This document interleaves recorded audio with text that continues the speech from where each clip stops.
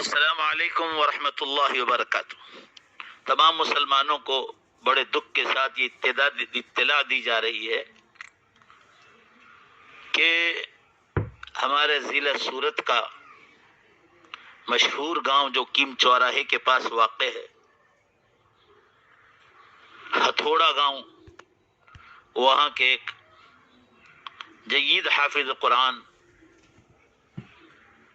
حافظ اختر صاحب ہٹھوڑوی، وہ بھی اب اللہ کو پیارے ہو گئے۔ اللہ تعالیٰ مرحوم کی بال بال مغفرت فرمائے، جنت میں اعلیٰ اور بالا مقام عطا فرمائے۔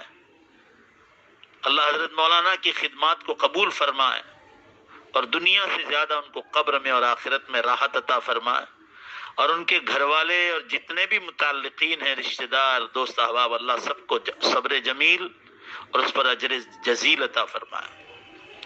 بڑا دکھ ہوا سن کر کہ حضرت حافظ اختر صاحب بھی اللہ کو پیارے ہو گئے۔ جہاں تک حافظ اختر صاحب کا معاملہ ہے، وہ بڑے ہنسمکھ آدمی تھے۔ جب بھی ملاقات کرتے تھے تو ہنستے ہوئے چہرے سے ملاقات کرتے تھے، ان کے چہرے پر مسکراہٹ صاف نظر آتی تھی جب بھی مصافحہ اور سلام کرتے تھے۔ آپ صلی اللہ علیہ وسلم کی ایک حدیث ہے اور صحیح حدیث ہے، لا تحقرن من المعروف شیئا ولو ان تلقى اخاك بوجه طلیق، کہ کسی بھی نیکی کو حقیر نہ سمجھو، حتیٰ کہ اپنے بھائی سے ہنستے ہوئے چہرے ملنا، مسکراہٹ کے ساتھ ملنا، اس کو بھی حقیر نہ سمجھو، ہو سکتا ہے اللہ اسی پر بخشش کر دے۔ یہ خاص صفت مولانا میں تھی۔ دوسرا، وہ کم گو اور کم بولنے والے تھے، یہ بہت اچھی صفت ہے، ضرورت ہی کے مطابق وہ بات کرتے تھے۔ بہت ساری صفات کے حامل تھے، عبادت گزار بھی بہت زیادہ تھے، قرآن کی تلاوت بھی بہت کرتے تھے۔ برس ہا برس تک تراویح میں انہوں نے قرآن بھی سنایا۔ جامعہ ہاسوٹ جو مظہر سعادت ہے، حضرت مفتی عبداللہ صاحب کی رہنمائی میں کافی سال تک وہاں دین کی خدمات انجام دی ہے۔ اس کے بعد اپنے گاؤں کی فکر لے کر جامعہ ہاسوٹ کو خیر بات کہہ دیا اور اپنے گاؤں ہی کے مکتب کو چار چاند لگانے میں لگ گئے اور بڑی جانفشانی کے ساتھ، یوں کہو پوری جوانی اس میں خرچ کر دی،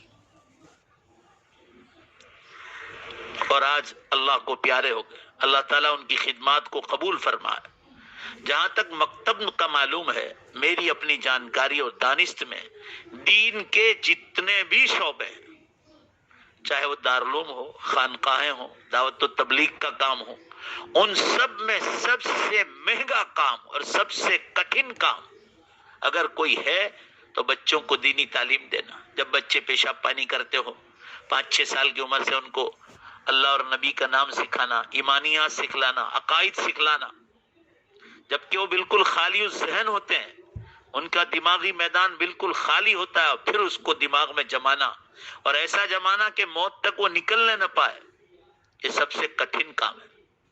یہ کوئی چھوٹا موٹا کام نہیں۔ اور اگر کسی کو یقین نہ آئے تو مکتب میں 5-6 بچے لے کر آپ روزانہ بیٹھو، آپ کو خود پتہ چل جائے گا کہ یہ کتنا مہنگا کام ہے۔ اللہ تعالیٰ امت کو اس مکتب کی تعلیم کی قدردانی کی توفیق عطا فرمائے۔ تو یہ بڑا کام حضرت مولانا نے انجام دیا، اور صرف ہتھوڑا ہی نہیں، ہتھوڑا کے اطراف میں جتنے دیہات ہے، ویلاچا ہے، موٹی نرولی ہے، ادھر کوٹھوا ہے، کیم چوراہا ہے، خدا جانے کہاں کہاں، میری دانش میں جو تھا وہ میں نے بتایا، اور بھی ہو سکتا ہے اور بھی مکاتب انہوں نے قائم کیے ہوں، اور اس کو باقاعدہ گاڑی پر روز وہاں چکر مارنے جاتے تھے۔ لوگوں نے سنایا کہ ان مکاتب کو بھی مولانا نے 4 چاند لگا دیے تھے۔ ماشاءاللہ ماشاءاللہ ماشاءاللہ، اللہ اس کو خوب سے خوب قبول فرمائے۔ یہاں تک کہ حضرت مولانا کے ہاتھ پر جتنے بچے مکتب میں پڑھ کر گئے، ان میں کوئی حافظ بنا، قاری بنا، عالم بنا، مفتی بنا، یہ سب حضرت مولانا کے شاگرد تھے۔ اور آج کل جتنے نوجوان ہیں وہ سب بھی مولانا کے شاگرد تھے۔ تو یہ سب مولانا کے لیے انشاءاللہ صدقے جاریہ ہے۔ ہم اسی بات پر بات کو ختم کرتے ہیں۔ حضرت مولانا بڑی اچھی صفات کے حامل تھے۔ آپ صلی اللہ علیہ وسلم کی ایک حدیث سنا دیتا ہوں کہ نیمونیا کی بیماری میں انتقال ہوا، ویسے مولانا کا ڈائلسس بھی چل رہا تھا۔ یہ سب بیماریاں خطرناک قسم کی تھی جس پر بڑا اجر و ثواب ہے۔ آپ صلی اللہ علیہ وسلم نے نیمونیا کے بارے میں فرمایا، من مات فی ذات الجنب فہو شہید، یہ حدیث بھی یہ حدیث بالکل صحیح ہے کہ جو نیمونیا کی بیماری میں انتقال کر جائے وہ شہید ہے۔ حضرت مولانا کا انتقال نیمونیا کی بیماری میں ہوا، اللہ تعالیٰ ان کو جنت میں اعلیٰ اور بالا مقام عطا اللہ تعالیٰ ان کو جنت میں اعلیٰ اور بالا مقام عطا فرمائے۔ وآخر دعوانا ان الحمد للہ رب العالمین۔ خلیل احمد دیواوی، فلاح دارین، ترک سر، ضلع سورت، گجرات۔